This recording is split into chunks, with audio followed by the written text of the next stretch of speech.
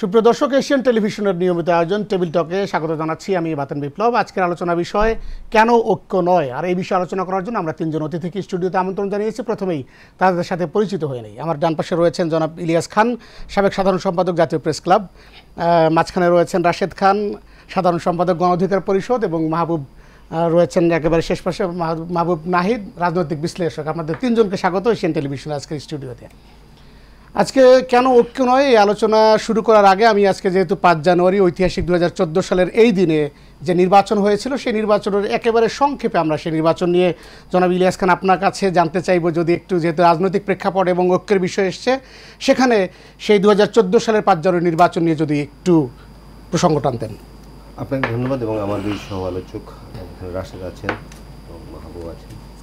আমরা জানি যে 14 সাল থেকে মূলত গণতন্ত্রের সংকটটা শুরু হয়েছিল এবং 14 সালের নির্বাচনের মধ্য দিয়ে গণতন্ত্রে গলা টিপে হত্যা করা হয়েছে। যদিও আমরা 14 সাল বলি, আমি জানি রাশেদ একমত হবেন কিনা, যে মঈনুদ্দিন ফখরুদ্দিন সরকারের পরে যে নির্বাচনটি হয়েছিল সেই নির্বাচনটি খুব পাতানো ছিল। এক্স্যাক্টলি এটি আমরা কিন্তু কেউ বলি না, আমরা শুধু 3টা নির্বাচন বলি। ওই নির্বাচনটি কিন্তু পাতানো ছিল এবং এমনও প্রচার আছে যে তখন সেনাবাহিনীর লোকজন দেশনেত্রী বেগম খালেদা জিয়ার কাছে গিয়েছিলেন যে আমাদের এক্সিট দিলে আমরা নির্বাচন আপনার পক্ষে করব। তিনি রাজি হন না। তিনি বলছেন না, নির্বাচন হবে নির্বাচনের মতো, কোনো পাতানো নির্বাচন আমি বিশ্বাস করি না।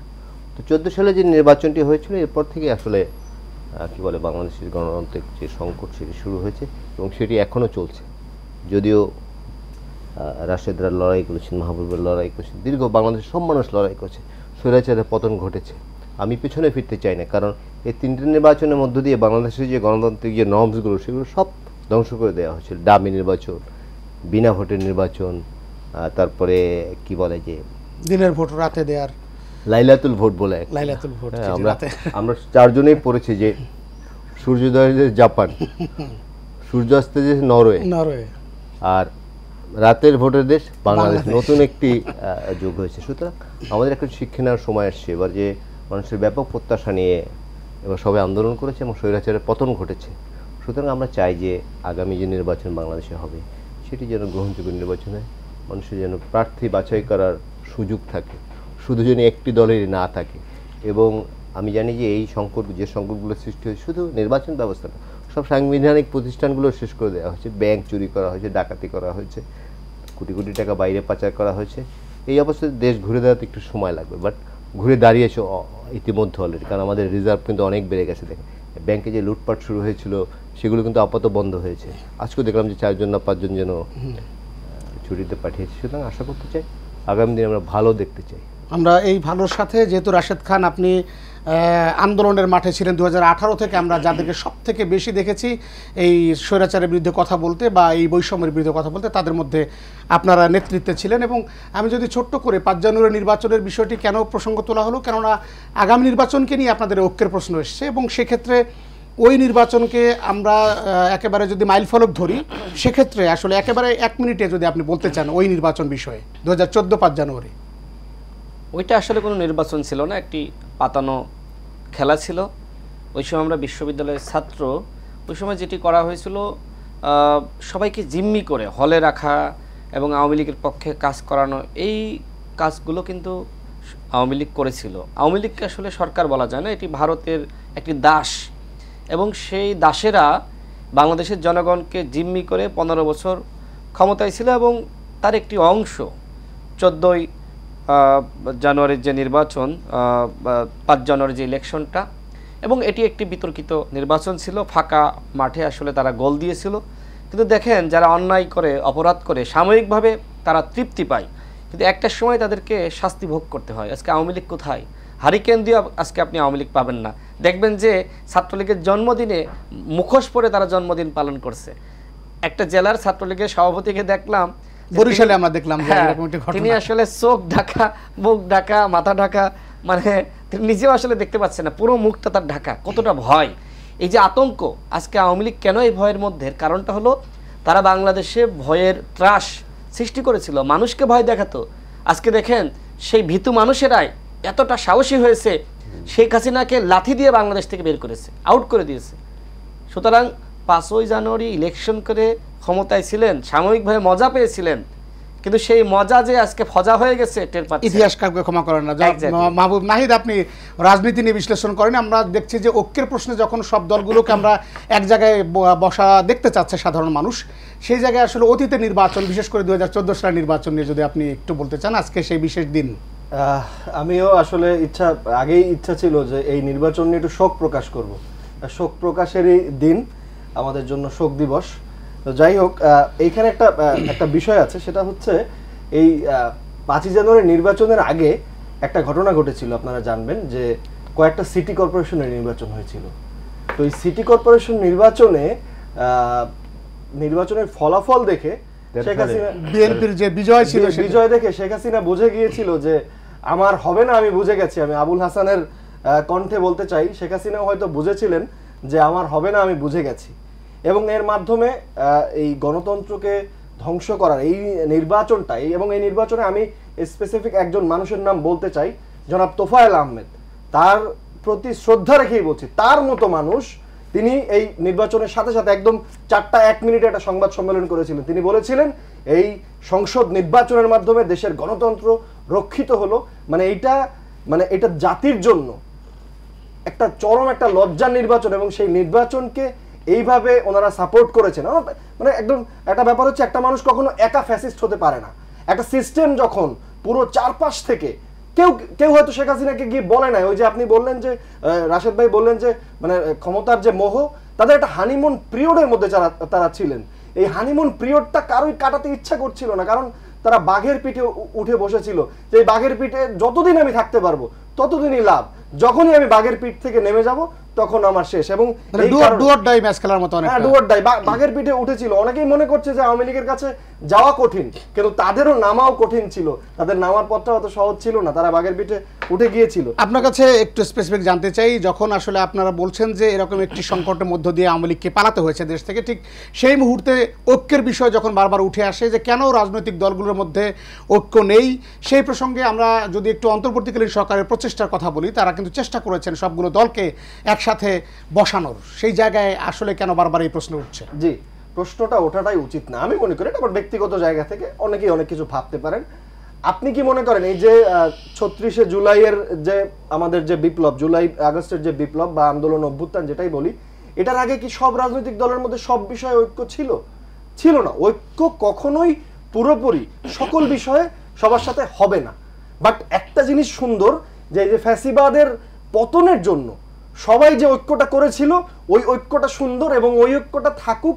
যখন আবারও ফ্যাসিবাদ জেগে উঠবে বা জেগে ওঠার সম্ভাবনা হবে, তখন আবারও ঐক্য হবে, এটা আশা করছি। এবং আরেকটা বিষয় হচ্ছে ভাই, রাজনৈতিক দলগুলো, প্রত্যেকটা রাজনৈতিক দলের নীতি, আদর্শ, চিন্তা, দর্শন সবকিছু আলাদা।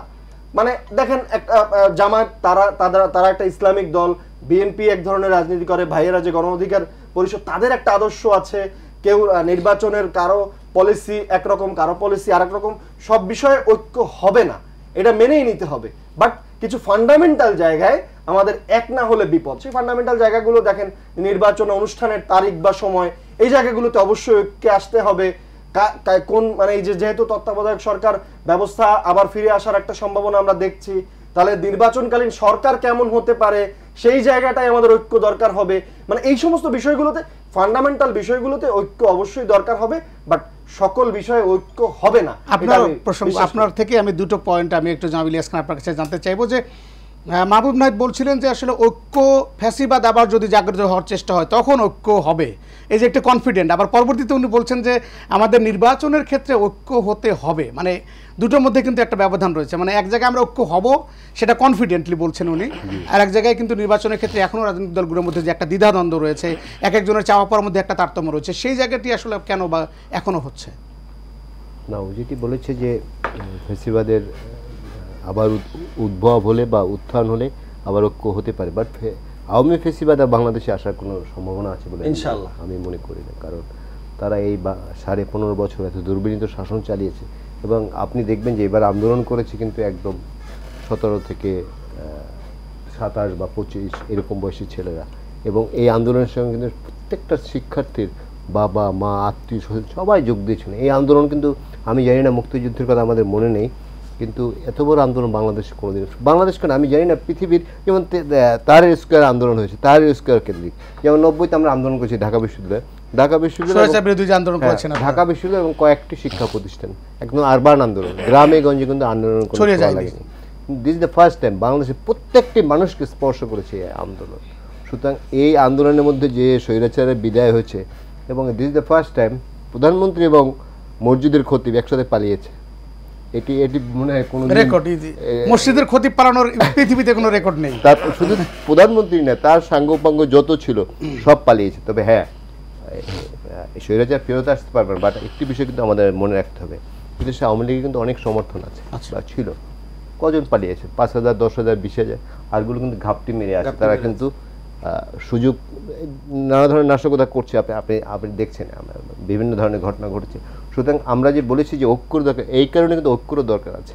কারণ এই ফেসিবাদের শত্রু কিন্তু কিছু উচ্ছিষ্টভোগী দল ছাড়া, যেমন ওয়ার্কার্স পার্টি, জাসদ, ইনু, এইসব কিছু উচ্ছিষ্টভোগী দল যাদের বাংলাদেশে 1%, 0.5% সমর্থনও নাই, আর সবাই কিন্তু এই ফেসিবাদের বিরুদ্ধে ছিল, সবাই আন্দোলন করেছে।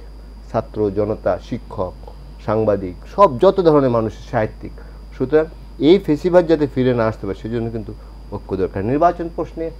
নির্বাচনে বড় স্টেক হোল্ডার হচ্ছে বিএনপি, অস্বীকার করে বাংলাদেশের অধিকাংশ ভোট তারা পেয়ে থাকেন বা তাদেরকে সমর্থন করে থাকে যদি ফেয়ার ভোট হয়। সুতরাং বিএনপি এবং অন্যান্য দলদারা আছেন, যেমন জামায়াত ইসলাম একটি বড় দল, রাশেদের দলও এখন বেশ ভালো অবস্থানে। এই দলগুলোর মধ্যে নির্বাচন এখন হবে না, কিছুদিন পরে হবে, এ নিয়ে কিন্তু মতভেদ রয়েছে। বাট একটি প্রশ্ন কিন্তু সবাই এক, যে নির্বাচনটি সুষ্ঠু এবং ভালোভাবে হতে হবে। শেখ হাসিনা মার্কা নির্বাচন না, এই দামি নির্বাচন না, এই লাইলাতুল নির্বাচন না, তারপরে বিনা ভোটে 154 জন, এই নির্বাচন না। সুতরাং নির্বাচনটি ভালো হতে হবে। সেই জন্য কেউ বলছেন সংস্কার করতে একটু বেশি সময় লাগতে পারে, আর অনেক দল বলছে না এত সময়ের দরকার। কারণ আমরা দেখেছি কিন্তু 9.5 বছর ঈশ্বর সাহেবের শাসনের পর শাহাবুদ্দিন সাহেব যে তারা কিন্তু 3 মাসের মধ্যে, এখন বলা হচ্ছে 15.5 বছরের অনেক জঞ্জাল জমছে। বাট এটি কিন্তু ইনফিনিট টাইমের জন্য না, কারণ একটি গণতান্ত্রিক দেশে, গণতান্ত্রিক পরিবেশে অনির্বাচিত ব্যক্তিদের দীর্ঘদিন ক্ষমতায় থাকার কোনো সুযোগ নেই। কিন্তু আমাদের কিন্তু মনে আছে যে 111-এর যে সরকার ছিল, 2 বছর তারা দেশ চালিয়েছে, তারপর কিন্তু পালিয়ে যেতে বাধ্য হয়েছে। সুতরাং আমাদের সকল গণতান্ত্রিক দলের প্রত্যাশা, যারা আন্দোলন করেছে তাদেরও প্রত্যাশা, রাজনৈতিক শক্তি না হলে দেশ কিন্তু নিয়ন্ত্রণ করা যায় না, এবং রাজনৈতিক শক্তি নির্বাচনের মধ্যে দিয়ে তারা আসবে। যেমন দেশের নানা জায়গায় নানা কিছু ঘটছে, যদি রাজনৈতিক শক্তি থাকতো ক্ষমতায়, রাজনৈতিক দল, তাহলে কিন্তু এই ধরনের ঘটনা খুব টাফ হতো। সুতরাং আমি বলতে চাই দ্রুত নির্বাচন দেওয়া উচিত, যত দ্রুত সম্ভব। সংস্কার চলমান প্রক্রিয়া, সংস্কারও চলবে, নির্বাচনের প্রস্তুতিও চলবে। একটি সুষ্ঠুভাবে নির্বাচিত সরকার যদি ক্ষমতায় আসে, তাহলে দেশে যে টুকটাক নানা জায়গায় নানা সংস্কারগুলো সহজে সম্পন্ন করা সম্ভব হবে। ধন্যবাদ জনাব রাশেদ খান। আপনার কাছে জানতে চাই, আপনারা খুব অল্প দিনে গণ অধিকার পরিষদ আমরা দেখেছি, অল্প দিন এটা বলা ঠিক হবে না, যদিও 18 আন্দোলনে আপনাদের ভূমিকা পুরো জাতির কাছে এখন স্পষ্ট, এবং তারই ধারাবাহিকতা আমরা বিশ্বাস করি 2024-এ যে আন্দোলন হয়েছে সেটাতে ওই অনুপ্রেরণা থেকে যদি বলি যে তারা এই উজ্জীবিত হয়েছে, এটা আমাদের দৃঢ় বিশ্বাস। সেই জায়গা থেকে আপনাদের মধ্যে আপনার অনেকটাই সুসংগঠিত, এবং রাজনৈতিক দলগুলোর সাথে আপনাদের এই ঐক্যর বিষয়ে সবশেষ আসলে কোন পর্যায়ে আপনারা রয়েছেন গণ অধিকার পরিষদ? ধন্যবাদ আপনাকে। দেখেন, বাংলাদেশে আমার মনে হয় না যে আমরা যতটা ঐক্যের কথা বলি, আর কোনো দল বা সংগঠন বা ব্যক্তি পর্যায় থেকে এইভাবে এতটা ঐক্যের কথা বলে। আমরা যে কোনো ইস্যুতে আমরা সবার আগে সরকারকে বলি যে জাতীয় ঐক্য এবং সংহতি ছাড়া আসলে কোনো সিদ্ধান্ত নেওয়া ঠিক হবে না। দেখেন, যখন রাষ্ট্রপতি ইস্যু আসলো, তাকে সরিয়ে দেওয়া লাগবে, আমরা তখন বললাম যে রাজনৈতিক ঐক্য প্রয়োজন, এককভাবে সিদ্ধান্ত নিলেই বাস্তবায়ন করা আসলে সম্ভবপর হবে না। গেল এরপরে যখন প্রোক্লামেশন অফ জুলাই রেভলিউশন, যখন ঘোষণাপত্র প্রকাশ করবে, তখন আমরা ছাত্র উপদেষ্টা 3 জনকে বললাম, সরকারের অন্যান্য উপদেষ্টা যাদের সাথে যোগাযোগ করা সম্ভবপর হলো তাদেরকে বললাম, অন্যান্য দল সহ যারা সংগঠন রয়েছে তাদেরকে বললাম, টকশো বলেন, প্রোগ্রাম থেকে বক্তব্য বলেন, সর্বত্র আমরা বলেছি জাতীয় ঐক্য এবং সংহতি ছাড়া এই ঘোষণাপত্র প্রকাশ করা যাবে না। কারণ যখন আপনি একটি ঘোষণাপত্র প্রকাশ করবেন, তখন অন্যদেরকে এক ধরনের অবমূল্যায়ন করা হবে, মাইনাস করা হবে। যখন এককভাবে কোনো ঘোষণাপত্র প্রকাশ করা হয়, ব্যক্তি কিন্তু সবসময় ইতিহাসটা নিজেকে ফোকাস করে লেখে, বাকিদেরকে মাইনাস করে। এইটা কিন্তু আমরা 71-এও দেখেছি, 90-এ দেখেছি, আমরা সবসময় দেখেছি। তো বৈষম্যবিরোধী ছাত্র যদি কোনো ঘোষণাপত্র লেখে, সেই ঘোষণাপত্র কিন্তু সবার অবদান সেখানে ফুটে উঠবে এর নিশ্চয়তা কি? কারণ এই অভ্যুত্থানে বিএনপি, গণ অধিকার পরিষদ, জামাত ইসলাম সহ সকল ইসলামিক শক্তি, মধ্যপন্থী শক্তি, এমনকি প্রগতিশীল শক্তি, বাম শক্তি, তারাও কিন্তু ভূমিকা রেখেছে। শিল্পী, সাংস্কৃতিক কর্মীরা, সাংবাদিক, সবাই, মানে কোনো সেক্টরের আপনি বাদ পাবেন না। এমনকি পুলিশের অনেকে বঞ্চিত যারা ছিল, দেশপ্রেমিক, তারাও ভূমিকা রেখেছে। আর সেনাবাহিনী তো পুরো আসলে লাস্ট ফিনিশিং তো তারাই খেলেছে। তারা ভূমিকা না রাখলে তো অভ্যুত্থানটা হইতো না। তো সেইখানে আপনার সেনাবাহিনীর মতামত নাই, সেখানে প্রধান উপদেষ্টা নিজেও জানতো না, অন্যান্য উপদেষ্টারাও জানতো না। সুতরাং এইভাবে আসলে অনৈক্য সৃষ্টি করে যে কোনো ঘোষণা আমরা সবসময় কিন্তু আমরা বলেছি এটি করা যাবে না। আমরা বলেছি আগে জাতীয় ঐক্য সংহতি সৃষ্টি করো, সবাইকে ডাকো, এবং এই ডাককে দিবে। এই মুহূর্তে বাংলাদেশে একটি সরকার রয়েছে, ডক্টর ইউনূসকে এক বাক্যে সবাই সমর্থন করে, বিএনপি করে, আমরা করি, আপনি করেন। বাংলাদেশের 18 কোটি মানুষ ডক্টর ইউনূসকে মেনে নিয়েছে। অন্য উপদেষ্টাদের বিষয়ে আমাদের দ্বিমত আছে, আমরা কারো পদত্যাগ দাবি করেছি, আমরা সমালোচনা করেছি, কিন্তু ডক্টর ইউনূসের পদত্যাগ এখনো কেউ চায়নি এবং চাইবেও না। কারণ ডক্টর ইউনূসের প্রতি মানুষের আস্থা বিশ্বাস আছে। দেখেন, যে সময় হাসিনা পালিয়ে গেল, এই সময় দ্বিতীয় কোনো ব্যক্তির নাম আপনি বলতে পারবেন না যিনি আসলে সরকার প্রধানের দায়িত্ব নিলে আন্তর্জাতিকভাবে আপনি স্বীকৃতি পেতেন। দ্বিতীয় কোনো ব্যক্তি বাংলাদেশে ছিল না, একমাত্র ডক্টর ইউনূস। যে কারণে তার কথা সবাই মানছে, শুনছে। এই কারণে আমরা বলছি যে তিনি এই জাতির অভিভাবক, তিনি একটি আলোচনার আয়োজন করবেন, সংলাপের আয়োজন করবেন, সেখান থেকে সিদ্ধান্ত হবে। ইতিমধ্যে 2টা জাতীয় সংলাপ হয়েছে, যদিও সেখানে আসলে রাজনৈতিক দলগুলোর বক্তব্য খুব বেশি গ্রহণ করা হয়নি, স্বল্প সময়ের সংলাপ, তারপরেও তো করেছে। কিন্তু আমার কথা হলো যে এখন যে কোনো ইস্যুতে, যে কোনো বিষয়ে ডক্টর ইউনূস একমাত্র জাতির অভিভাবক হিসেবে তিনি সিদ্ধান্ত নেবেন। দ্বিতীয় কারোর সিদ্ধান্ত বিএনপি মানবে না, গণ অধিকার পরিষদ মানবে না, এমনকি আমি মনে করি বৈষম্যবিরোধী ছাত্র আন্দোলনের অনেকে মানবে না, জামাত মানবে না। সুতরাং যদি ঘোষণাপত্র প্রকাশ করা লাগে, সেটি করবে কে? সেটি করবে একমাত্র ডক্টর ইউনূস, এবং সেটি আলোচনার ভিত্তিতে। কিন্তু আমার প্রশ্ন আছে, সেটি হলো এই যে রেভলিউশন হলো, এইটা তো আসলে কোনো ঘোষণা দেওয়া হয়নি। 2018 সালে যেটি আপনি বললেন যে 2018 সালের কোটা সংস্কার আন্দোলন 30% কোটা আবার ফিরিয়ে আনে, তো সেই ফিরিয়ে আনার প্রেক্ষিতেই মূলত শিক্ষার্থীরা পরিপত্র বহালের দাবিতে আন্দোলনের নামে। তখন আমরা কি করেছিলাম? তখন আমরা যেহেতু বিএনপির সাথে যুগপৎ আন্দোলনে ছিলাম, আমরা 43টি দল একসাথে আন্দোলন করেছি, তখন কিন্তু আমরা বিএনপিকে আমরা বলেছি, বিএনপির মাননীয় ভারপ্রাপ্ত চেয়ারম্যানকে, যে আপনি কাজে লাগান।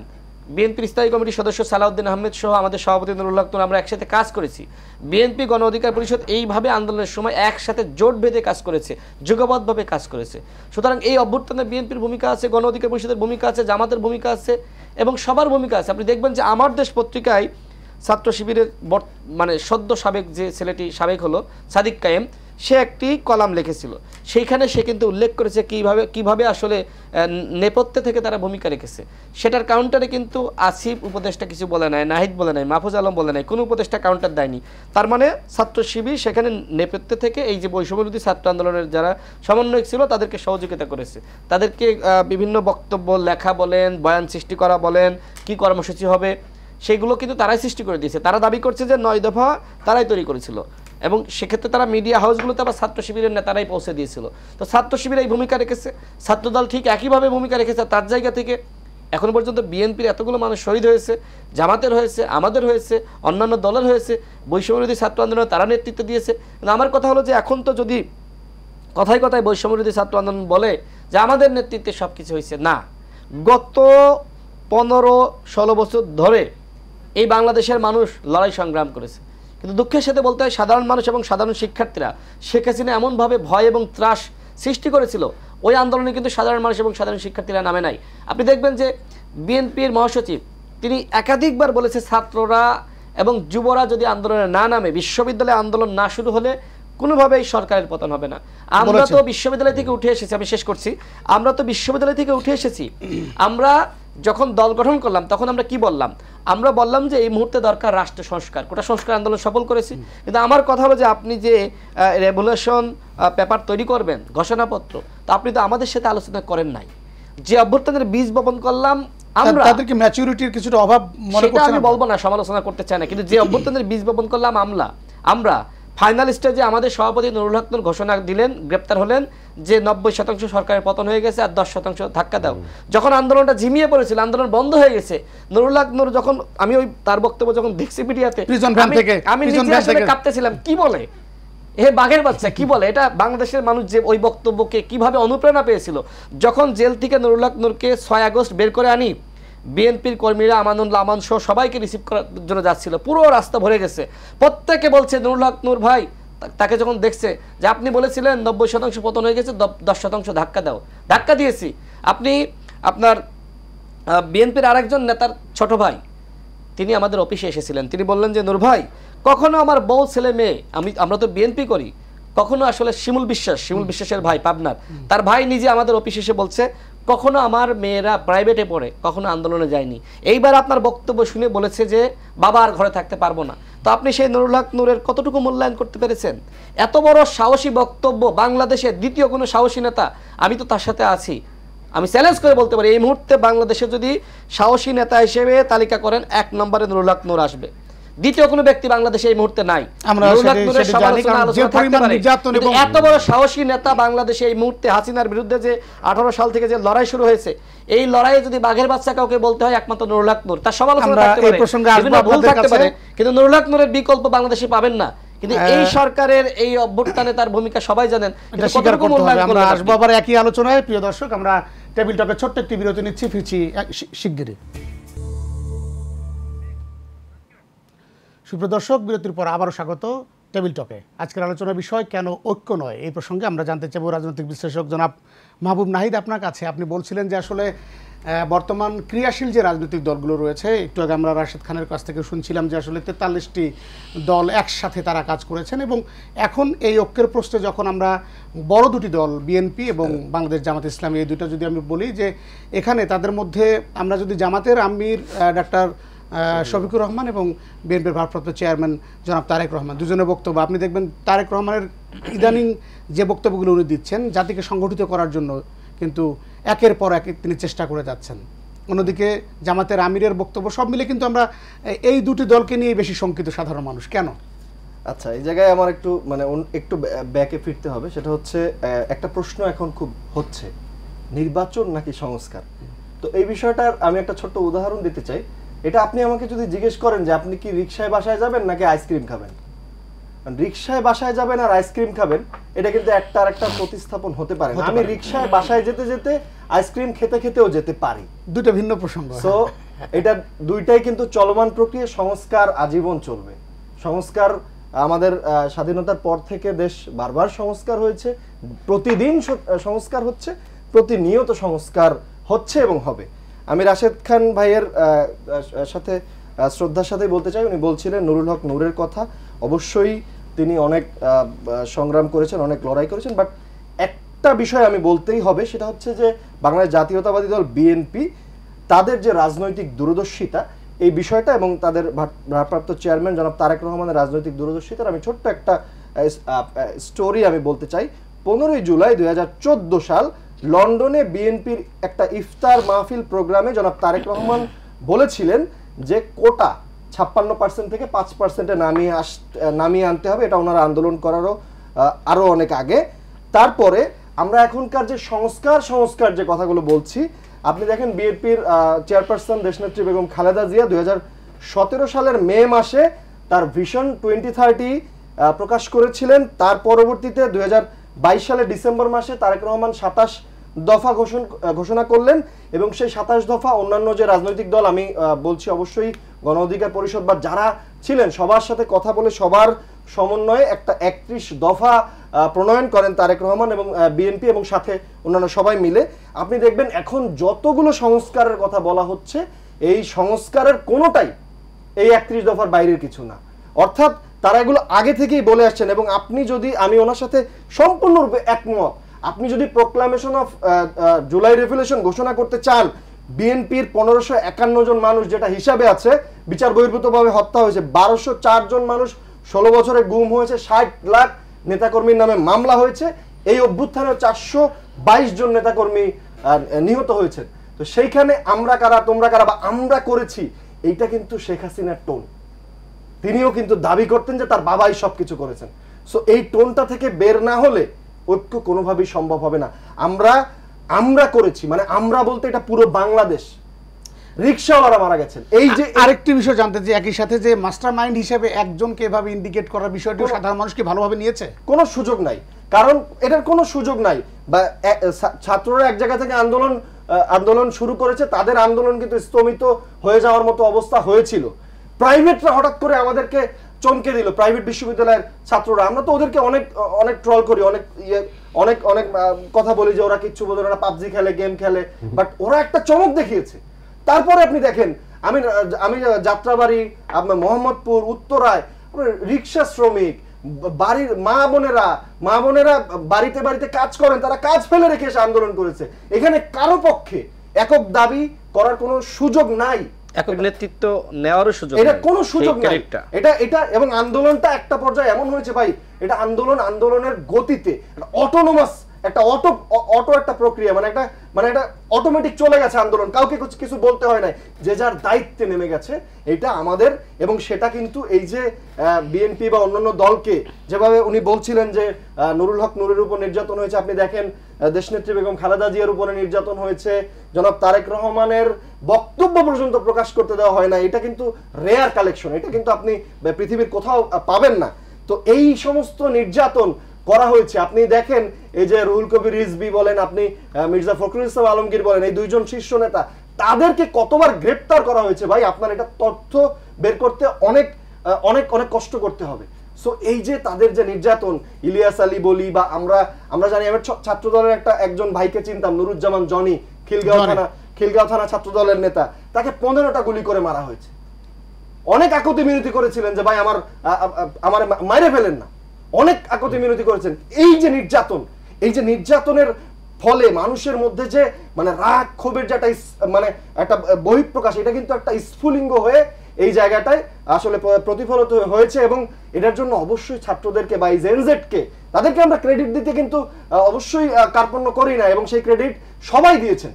আমি দেখেছি যে, এবং এই আন্দোলনের পরে দেশনেত্রী বেগম খালেদা জিয়ার একটা বক্তব্য দিয়েছেন তিনি একটা সমাবেশে, সেখানে কিন্তু এই সূর্য সন্তানদের কথাই বলেছেন, তাদের কথাই বলেছেন, তারেক রহমান বারবার বলেছেন, সবাই বলছেন। কেউ তোমাদের ক্রেডিটকে অস্বীকার করতে চান না, বাট ক্রেডিটটা কারো একার না, এই ক্রেডিটটা যে সবার, এটা যখন আমরা ভাবতে শুরু করব, এবং তখনই আসলে ঐক্যটা সম্ভব হবে। এর আগে আপনি যদি ভাই আমাকে অ্যাটাক করেন, তখন আমি চুপ করে তো বসে থাকবো না। আমি একটু এই প্রসঙ্গেই জনাব ইলিয়াস খান আপনার কাছে জানতে চাইবো, বিএনপির মাননীয় চেয়ারপারসন বেগম খালেদা জিয়া উনি একবারই বের হয়েছেন বাইরে সশস্ত্র বাহিনী দিবসে। আপনি জানেন যে সেখানে উনি বলেছেন, এবং শিক্ষার্থীর যারা সমন্বয়ক ছিলেন তাদের সাথে উনি দেখাও করেছেন, কথা বলেছেন, যেমনটি এর আগে গণমাধ্যমে প্রকাশিত হয়েছে। সেই জায়গা থেকে আসলে আমরা যদি আজকের দিনটি 5 জানুয়ারি এবং আমরা জানি 5 আগস্ট 36 জুলাই যেটিকে বলা হয়, একেবারে 5 মাসের আজকে আমরা অতিক্রম করতে যাচ্ছি। সেই 5 মাসে আসলে শিক্ষার্থীদের ভুল ভ্রান্তি কিছু থাকবেই, তারা তো একেবারে রাজনীতি করে মাঠে আসেনি, তারা একটা প্রেক্ষাপটে আন্দোলনে নেমেছিল। সেই জায়গা থেকে আসলে আমাদের অর্জন যদি আপনি বলতে চান তাহলে কতটুকু? না, অর্জন তো সবচেয়ে যেটি শেখ হাসিনার 5 মাসের অর্জন হচ্ছে, আগে আমি বলেছি যে দেশে একটা সিস্টেমের মধ্যে এসছে, আগে কোনো সিস্টেম ছিল না। এই লুটপাট, মানুষ হত্যা, গুম ঘরে নিয়ে যাওয়া, হত্যা করা, কোনো নিয়মকানুন ছিল না, সব কিছু একটা নিয়মের মধ্যে এসছে। এবং এই জন্য আমি নিঃসন্দেহে ছাত্রদেরকে ধন্যবাদ জানাবো যে আমাদের ছাত্র সমাজ খুব ঐক্যবদ্ধ হয়ে এত বড় একটি দৈত্যের পতন ঘটিয়েছে। যদিও মাহবুব খুব ঠিকই বলেছেন, এটি কিন্তু একদিনে হয়নি। এই যে ওরা কত মার খেয়েছে আমি জানি, আমরা জানি। এই বিপিনের কথা বলেছি, বিপিনের কতবার মার খেয়েছে। বিএনপি একজন নেতা আছে আপনার পরিচিত, হাবিবুর রহমান সোহেল, তার বিরুদ্ধে 500 মামলা, 500 মামলা, 60 লক্ষ বিএনপি নেতাকর্মীর বিরুদ্ধে মামলা, 3বারের প্রধানমন্ত্রী, যে অভিযোগে তাকে জেল দেওয়া হয়েছে, এবং লোয়ার কোর্টের চেয়ে হাইকোর্টে গিয়ে জেলের মেয়াদ আরও বেড়েছে, বোধহয় পৃথিবীর ইতিহাসে কোথাও নেই। এবং তিনি তার বিরুদ্ধে জেল দেওয়া হয়েছে এতিমখানার টাকা তিনি মেরেছেন, এটা বলেছে। 2 কোটি টাকা 6.5 কোটি টাকা হয়েছে সুদে আসলে। তিনি মানুষের যে মৌলিক অধিকার চিকিৎসা, সেটিও কিন্তু তিনি পান, ঠিক বঞ্চিত হয়েছেন। এবং তিনি এই আওয়ামী লীগের এই কার্যত তিনি জেলেই ছিলেন, অনেক নাটক করেছেন। কার্যত প্রধানমন্ত্রীকে দেখেছি যে ওই কি যেন বলে, কোন হাসপাতালে গিয়ে 10 টাকার টিকিট কেটে, চক্ষু বিজ্ঞান ইনস্টিটিউট, চক্ষু বিজ্ঞান, এইসব নাটক আমরা বহু দেখেছি। এবং শুধু তিনিই না, তার পরিবারের সবাই। এই যে আজকে দেখুন যে যুক্তরাজ্যে একজন আছে, এখন তার মোটামুটি চেক করার অবস্থা চলে গেছে, ওখানে তো আর এই থ্রেড দিয়ে তদবির করে কোনো কিছু হয় না, নিয়ম অনুযায়ী সব হবে। তো এইসব অবস্থা থেকে আমরা মুক্তি পেয়েছি, এটি একটি বিরাট অর্জন। তবে আমি ছাত্রদের প্রতি আহ্বান জানাতে চাই, যেমন তাদের একটি বক্তব্য আমার খারাপ লেগেছে এটি বলা ঠিক না, বয়সের কারণে হয়তো বলে যে সংবিধানকে কবরস্থ করবে, দিস নট ডেমোক্রেটিক টার্ম। সংবিধান মুজিববাদের কবরের কথা বলেছে তারা। মুজিববাদী সংবিধান বলতে কিছু নাই তো, আমাদের পূর্বসূরীরা জীবন দিয়েছে, 30 লক্ষ মানুষ জীবন দিয়েছে একটি সংবিধানের জন্য, একটি স্বাধীন দেশের জন্য। সংবিধান অনেক কিছু আপনার পছন্দ না হতে পারে, কিন্তু আপনি সংস্কার করতে পারেন, সংস্কার করবেন, কিন্তু আপনি কবর দিবেন, এগুলো গণতান্ত্রিক ভাষা না। আমরা এক ফ্যাসিস্টের হাত থেকে মুক্তি পেয়েছি, আবার যেন কোনো ফ্যাসিস্টের উত্থান না ঘটে। সুতরাং আমি আশা করব যে কথাটি আপনি শুরুতে বলেছেন, ঐক্য আসলে খুব দরকার। যে ফ্যাসিজম তা তো 15.5 বছর রন্ধ্রে রন্ধ্রে সব জায়গায় ঢুকে আছে। এই ফ্যাসিজমকে যদি মোকাবেলা করতে হয়, ফ্যাসিজমে একটি পার্ট বিদায় নিয়েছে, কিন্তু আমি একটু আগে বললাম যে অনেক ভোটার আছে, তাদের হয়তো 4 কোটি 5 কোটি, কজন বিদেশ গিয়েছে, পালিয়ে গেছে কয়জন, 10,000 20,000 30,000, তাও যায়নি বোধ হয়। এখন তার ঘাপটি মেরে আছে, সবাই তো আছে। নানাভাবে আমাদের কি বলে যে নানাভাবে আমাদের রাষ্ট্রটাকে অস্থিতিশীল করতে চেষ্টা করছে বিভিন্ন। আমি আশা করতে চাই বিভিন্ন ছদ্মবেশে তারা এসছে, বিভিন্ন। আমি আশা করতে চাই যে ঐক্যটা হওয়া খুব জরুরি। এই একটি প্রশ্ন অন্তত, ফ্যাসিজমে যেন উত্থান না হয় কোনোভাবে। ধন্যবাদ আপনাকে জনাব রাশেদ খান। আপনার কাছে আমি একটা প্রশ্ন রেখে আমরা বিস্তারিত আপনার কাছে জানতে চাই, কারণ আপনাদের কাছ থেকে সব থেকে বেশি সাহস পেয়েছে এই জেনজি, এবং সেই কারণেই আমরা প্রশ্নটি করে যাই, বিরতিতে যাব তার আগে। শুধুমাত্র এই যে আন্দোলনটি 2024-এ শুরু হয়েছে, তারা প্রথমেই আপনারা যেটি বলেছিলেন যে এখন রাষ্ট্র সংস্কার দরকার, সেটি কিন্তু তাদের এজেন্ডায় ছিল না। তারা কিন্তু প্রথমে কোটা বৈষম্যের কথা বলে আন্দোলন শুরু করে, পরবর্তীতে কিন্তু তারা আপনাদের সেই রাষ্ট্র সংস্কারে তারা গিয়েছে। সেই বিষয়ে আসবো, তার আগে একটি বিরতি যাচ্ছি। প্রিয় দর্শক, টেবিলটাকে আরও একটি বিরতি নিচ্ছি, সঙ্গেই থাকুন। প্রিয় দর্শক, বিরতির পর আবারও স্বাগত টেবিল টকে। আমাদের আজকের আলোচনা বিষয় কেন ঐক্য নয়। বিরতির আগে জনাব রাশেদ ভাই, আপনার কাছে আমরা একটা প্রশ্ন রেখেছিলাম যে রাষ্ট্র সংস্কারের যে টার্ম, এইটি আপনাদের ব্যবহৃত সবার আগে, আপনার 18 আন্দোলনের পরে যখন কোটা সংস্কার সফল হয়েছে, এরপরেই আপনারা দিয়েছিলেন এখন পর্যন্ত রাষ্ট্র সংস্কার। তো সেই ক্ষেত্রে আমরা দেখেছি যে বৈষম্য বিরোধী ছাত্র আন্দোলনের যারা এই আন্দোলনের নেতৃত্ব দিয়েছে, তাদের অনেকেই আপনাদের সাথে তখন ছিল। তো সেখানে আপনাদের সাথে তাদের এখনও দেখা যাচ্ছে যে একটা ঐক্যের ঘাটতি রয়েছে, অর্থাৎ তাদের মধ্যে বিভিন্ন চাওয়া পাওয়ার জন্ম হয়েছে। আপনাদের মধ্য দিয়েই কেন সেটি হচ্ছে না? সেই ঐক্যের জায়গাটি আসলে কি করা সম্ভব কিনা? ধন্যবাদ। আমি আগেই আমার বক্তব্যে ক্লিয়ার করেছি যে এই মুহূর্তে আসলে ঐক্য দরকার। ঐক্যের বাইরে আসলে এই জাতিকে, দেশকে রক্ষা করা সম্ভবপর নয়। যেটি ইলিয়াস ভাই বললেন, দেখেন আওয়ামী লীগের কিন্তু সমর্থন আছে, আওয়ামী লীগের অন্ধ ভক্ত আছে, ভোটার আছে। এখন এদেরকে আপনি কি করবেন? সবাইকে তো আপনি দেশ থেকে বের করতে পারবেন না, যেমনিভাবে শেখ হাসিনাকে বের করেছেন লাথি দিয়ে, ভারতে পাঠিয়ে দিয়েছেন, আউট করে দিয়েছেন, বোল্ড আউট হয়ে গেছে। মানে শেখ হাসিনার জীবদ্দশায় তিনি আর রাজনীতিতে ফিরতে পারবেন না। কারণ এই যে ইয়াং জেনারেশন, শেখ হাসিনার যে ডাইনিময় চেহারা, তার যে রক্তাক্ত হাত, সেটা কিন্তু এরা ভুলতে পারবে না। হয়তো এই প্রজন্ম ভুলে গেলে পরবর্তী প্রজন্ম ক্ষমা করতে পারে, সেটা আলাদা কথা, কিন্তু সেই পর্যন্ত আসলে একজন মানুষ বাঁচে না, তার যে বয়স তিনি বাঁচতে পারবেন না। তো যাই হোক, এখন আওয়ামী লীগের সাধারণ এবং নিরীহ যারা সমর্থক, এদেরকে একটা সময় পরে সাধারণ ক্ষমা ঘোষণা করতে হবে। সেটা কখন? সেটা হলো গণহত্যার বিচারের পরে, আগে না। কিন্তু গণহত্যার বিচার করতে হবে আওয়ামী লীগের যারা অপরাধী। জেলা পর্যায় থেকে আপনি যদি ধরেন যে জেলা কমিটির যারা জেলা কমিটিতে ছিল, তার অন্তত 20 থেকে 25 জন অপরাধী আছে, বাকিরা বাদ দিলাম যে নিরীহ সমর্থক বা অপরাধের সাথে জড়ায়নি।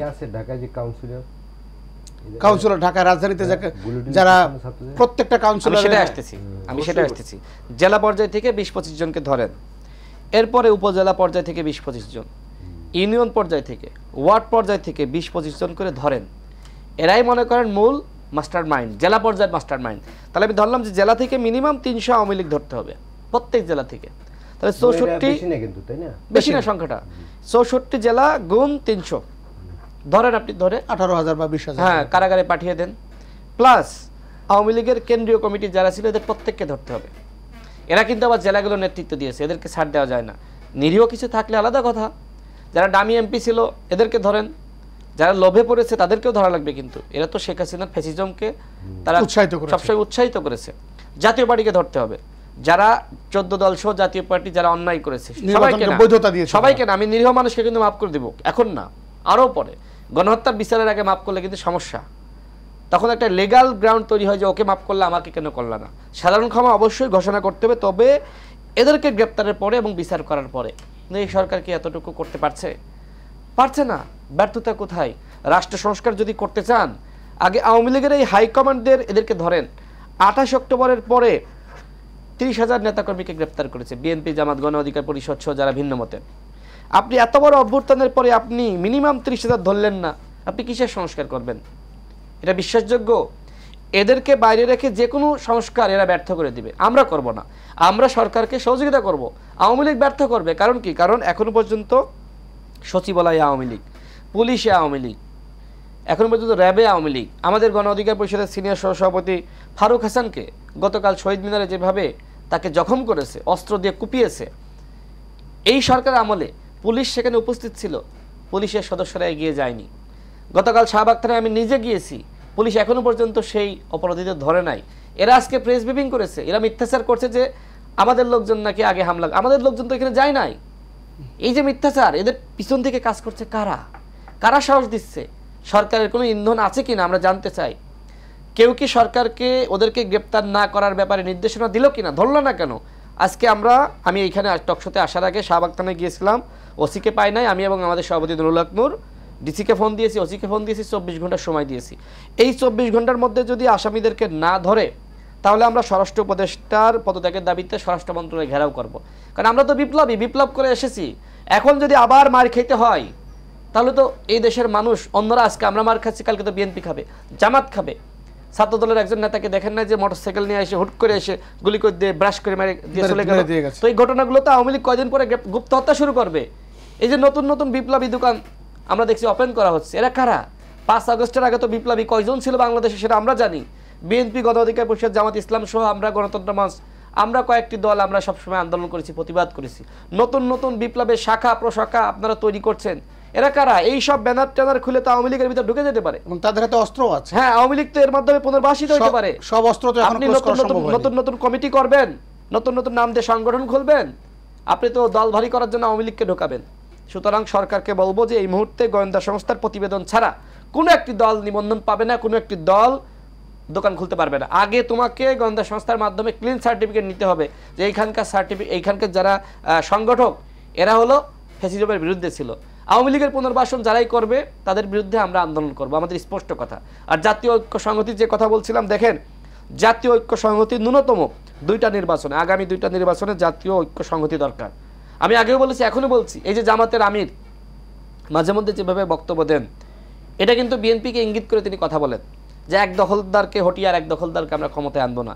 এই বক্তব্যের সময় এখন না। বিএনপির তারেক রহমান সাহেব এখনো পর্যন্ত এরকম কোনো বিতর্কিত বক্তব্য দেন নাই, এটাও মানতে হবে। তিনি প্রধান নেতা। এখন অন্যান্য নেতারা যে কথাগুলো বলেছে সেই কথাগুলোর কিন্তু এই মুহূর্তে প্রয়োজন নাই। আমি মনে করি বিএনপির অন্যান্য নেতারা যারা আছে তারেক রহমানকে দেখে শেখা উচিত। বিএনপিকে একটি চাঁদাবাজ দল হিসেবে প্রতিষ্ঠা করার জন্য একটি ষড়যন্ত্র চলছে। সুতরাং বিএনপির যারা তৃণমূলে জেলা পর্যায়ে যারা নেতৃত্বে আছেন তারা কি করছেন? আপনারা যদি এইগুলো করতে থাকেন, এই বদনামগুলো যদি হইতে থাকে, তাহলে তো কিন্তু আগামীতে কিন্তু ক্ষমতায় আসা কষ্ট হয়ে যাবে। যেটি কিন্তু আমি বলছি না, তারেক রহমান নিজেই বলেছে যে আপনারা যদি মনে করেন যে ক্ষমতায় চলে এসেছি, তাহলে হবে না। ক্ষমতায় আসতে হলে জনগণের কাছে যেতে হবে। জনগণের কাছে এই মুহূর্তে যারা বেশি যাবে, বেশি কাজ করবে জনগণ কেন্দ্রিক, তারাই কিন্তু আগামীতে ক্ষমতায় যাবে। বিএনপি রাষ্ট্র সংস্কারের যে ভাই বললেন 31 দফা, এটা বিএনপির দফা না, এই দফা আমাদের 43টি দলের দফা। আমরা একসাথে কাজ করে এই দফা দিয়েছি। রাষ্ট্র সংস্কারের ঘোষণা এই সরকার দেওয়ার আগেই কিন্তু রাজনৈতিক দলগুলো তারা বুঝতে পেরেছিল রাষ্ট্র সংস্কার ছাড়া আগামীতে যেই ক্ষমতায় আসবে ক্ষমতায় থাকতে পারবে না। কিন্তু আমার কথা হলো যে এই মুহূর্তে বিএনপি কেন দ্রুত সময়ের মধ্যে নির্বাচন চাচ্ছে? কারণটা কি? আমরা তাদেরকে 5 মাস দেখলাম। 5 মাসে আওয়ামী লীগের হাইকমান্ডের কয়জনকে ধরেছেন? শেখ পরিবারের কয়জনকে ধরেছেন? এখনো পর্যন্ত পুলিশ ফাংশন করছে না, র্যাব ফাংশন করছে না, বিজিবি ফাংশন করছে না, সচিবালয় ফাংশন করছে না। আওয়ামী লীগের প্রেতাত্মাদেরকে প্রত্যেকটা প্রতিষ্ঠানে পুনর্বাসিত করা হচ্ছে। যারা আওয়ামী লীগের আমলে বঞ্চিত ছিল সেই সকল কর্মকর্তারা এই সরকারের আমলে আরও বেশি বঞ্চিত। আমি গতকাল তথ্য পেয়েছি, ওই যে আপনার কুমিল্লাতে একজন পুলিশ অফিসার, পুলিশের এএসপি বলেছিল না যে ভোট চুরি করলে গুলি করে মেরে ফেলবো, মনে আছে? মনে আছে। এএসপি জুয়েল রানা, মনে আছে। তাকে রমনা জোনের এডিসি করা হয়েছিল। তিনি তো আওয়ামী লীগের আমলে পরীক্ষা দিয়েছেন যে ভোট চুরি করলে গুলি করে মেরে ফেলবো। সেটা পরীক্ষিত। হ্যাঁ, সেই এডিসি কে সরিয়ে দেওয়া হয়েছে। সে তো রমনায় পোস্টিং হয়েছিল, রমনা থেকে সরিয়ে দেওয়া হয়েছে। আমি গতকাল তথ্য পেয়েছি। What is this? এই দেশপ্রেমিক পুলিশের অফিসারদের আপনি সরিয়ে দিচ্ছেন কারা? এইভাবেই তো আওয়ামী লীগের যারা পেতাত্তা ছিল তারা আজকে পুলিশ প্রশাসন আবার নতুন করে দখল করা শুরু করেছে। এসপি জুয়েল রানা তিনি পরবর্তীতে আপনার এডিসি হয়েছিলেন, তাকে কারা সরিয়ে দিল আমি জানতে চাই। জনগণের কাছে তো তিনি তো জাতীয় বীর, এই জাতীয় বীরদেরকে কোণঠাসা করার জন্য আপনি বিভিন্ন জায়গায় সংযুক্ত করছেন, আপনি তাদেরকে আপনার সরিয়ে দিয়ে আপনি কাদেরকে ওইখানে বসাচ্ছেন আমরা জানতে চাই। এইভাবে তো জাতীয় ঐক্য সংহতি হয় না। জাতীয় ঐক্য সংহতি এই সরকারকেই তৈরি করতে হবে। বিএনপি উদ্যোগ নিলে হবে না, আমরা নিলে হবে না, অন্য দল নিলে হবে না। আপনি যদি বৈষম্যবিরোধী ছাত্র আন্দোলনের মাধ্যমে একটি দল গ্রহণ করতে চান, কয়েকজন উপদেষ্টার বক্তব্য কিন্তু ইতিমধ্যে ক্লিয়ার। তারা বলেছে এই মুহূর্তে দরকার নতুন শক্তি। কোন নতুন শক্তি ক্লিয়ার করেন।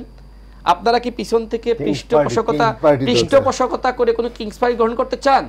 হ্যাঁ, ছাত্ররা আন্দোলন করেছে, অভ্যুত্থানের নেতৃত্ব দিয়েছে, উই স্যালুট দেম। তারা দল গঠন করুক, কিন্তু ক্ষমতার একদিকে ক্ষমতার অংশ নেবেন 50%, ওই ক্ষমতার অংশ নেবেন, আর 50% আপনি বিরোধী দল থেকে দল গঠন করবেন, হবে না। আপনাকে 100% ক্ষমতার বাইরে থাকতে হবে, এরপরে দল করেন। অন্যথায় আপনি ক্ষমতায় থেকে যদি দল গঠন করেন, তো হাসিনার আমলে তো বলেছি ক্ষমতায় থেকে নির্বাচন মানবো না। হাসিনা ক্ষমতায় থাকলে সেই নির্বাচন আবার সুষ্ঠু নিরপেক্ষ হবে না। সুতরাং বৈষম্য বিরোধী ছাত্র আন্দোলনের কোন নেতারা যদি উপদেষ্টা থেকে নির্বাচন দেয়, সেই নির্বাচন বাংলাদেশের মানুষের কাছে গ্রহণযোগ্য হবে না, কোনো রাজনৈতিক দল মানবে না। সুতরাং যদি আসলে বাংলাদেশের নতুন কোনো দল আসে, আমরা সাধুবাদ জানাই, ওয়েলকাম জানাই, কিন্তু সেইটা যেন কিংস পার্টি না হয়। বৈষম্য বিরোধী ছাত্র আন্দোলনের নেতাদের সবার আগে পদত্যাগ করতে হবে উপদেষ্টা পদ থেকে, এরপরে দল গঠন করতে হবে। অন্যথায় যদি কিংস পার্টি গঠন করেন, সেটা কিন্তু পাবলিক খাবে না। আমি রাশেদের সাথে যোগ করি, 14, 18 এবং 24 সালে যে প্রহসনের নির্বাচন হয়েছে, সেই এসপি, সেই ডিসি, সেই ওসি, তারা কোথায়? তার কাউকে ধরেছে? কাউকে ধরেনি। একই মঞ্চে গিয়ে নৌকার পক্ষে ভোট চেয়েছে, তারা কোথায়? তাদেরকে অ্যারেস্ট করেছে। ক্যান্টনমেন্টে 600 কয়জন, 626 জন, কোথায় তারা? বলেছে যে আমি দেখি আইএসপির একটা বক্তব্য দেখেছি, তারা ভয় কেটে গেছে বা চলে গেছে। ক্যান্টনমেন্টে কেন আশ্রয় নিয়েছিল? 5 জন বিচারপতি আশ্রয় নিয়েছিল, কই তারা? সুতরাং অনেক কিছু আছে, এগুলো খুঁজে বের করতে হবে। নানা ধরনের ষড়যন্ত্র চলছে, সেই ষড়যন্ত্র মোকাবেলা করার জন্য সকল গণতান্ত্রিক শক্তিকে ঐক্যবদ্ধ হতে হবে। বাট ওই কিংস পার্টি এগুলো মানুষ খায় না। আমার মনে হয় যেন অনেক কিছু করে ফেলবো, এগুলো হয়, এগুলো খায় না। বাস্তবতা কঠিন, বাস্তবতা অনেক কঠিন। আগে আমাদের এই 111 সময় কিংস পার্টি গঠনের উদ্যোগ নেওয়া হয়েছিল, শীর্ষক হয়নি। সুতরাং আমি শেষ কথাটা বলে দিই, এখন একটি নির্বাচিত সরকার দরকার বাংলাদেশ সবকিছু হ্যান্ডেল করার জন্য। এই অপরাধীরা পার পেয়ে যাচ্ছে, আমি কোনো তৎপরতা দেখিনি কোথাও, কিন্তু অপরাধীরা সব পার পেয়ে গেছে। এই যে আরেকটি উদাহরণ দিই, এই পলক সাহেব এবং হাসান মাহমুদ সাহেব। হাসান মাহমুদ, যার সকালে দায়িত্ব ছিল মন্ত্রী হিসেবে, সকালে জিয়া পরিবারকে গালি দিয়ে এবং সন্ধ্যায় জিয়া পরিবারকে রাতে গালি দিয়ে ঘুমোতে যাবেন, এই দুজন অ্যারেস্ট হয়েছিল। আমি শুনেছি, আমরা দেখেছি গণমাধ্যমের কল্যাণে এয়ারপোর্টে। পলক সাহেব দেখি যে এখনো গ্রেফতার আছে, কিন্তু হাসান মাহমুদ সাহেব, হাসান মাহমুদের কোনো তিনি তো বেলজিয়ামে কোথায় গিয়ে বক্তৃতা করেছেন। ইভেন মোহাম্মদ আরাফাতের বিষয় আমরা শুনেছিলাম, সেটিও গণমাধ্যমে আর আসেনি।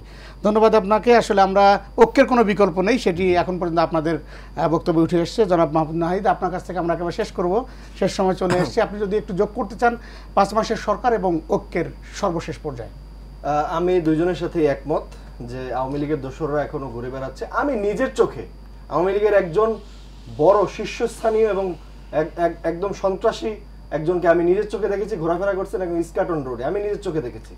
তো আমি যেটা ভাই বললেন যে বিএনপির যে ভারপ্রাপ্ত চেয়ারম্যান তারেক রহমান, তিনি যে উদারতা দেখাচ্ছেন, তিনি বারবার বলছেন যে এই সরকারকে ব্যর্থ হতে দেওয়া যাবে না। এটা আপনি আমি বললে যতটুকু ইম্প্যাক্ট পড়ে, তার জায়গা থেকে বলা কিন্তু বিশাল ব্যাপার। এত সুযোগ সবাই দিচ্ছে না, যে রাশেদ ভাই বলছেন যে আমরা শুধু তাকে নেতা মানি, আমরা ইউনূসকে নেতা, ডক্টর মোহাম্মদ ইউনূসকে নেতা মানি, তার নেতৃত্বে আমরা আছি। বাট আপনার সেই অ্যাপ্লিকেশনটা কোথায়? Where is your application? আমরা তো আপনাকে সাপোর্ট দিতে চাই, কিন্তু আপনি কেন পুলিশকে ফাংশন করেন? ভাই বললেন যে বিএনপিকে চাঁদাবাজ হিসেবে বানানো হচ্ছে। আপনি দেখেন, আমি যদি এখন একটা জায়গায় গিয়ে 10 জন মানুষ নিয়ে বলি আমি বিএনপির লোক, আমাকে 10 লাখ টাকা দেন, মানুষ তো ভয়ে দিয়ে দিবে। কিন্তু আমি বিএনপির কে?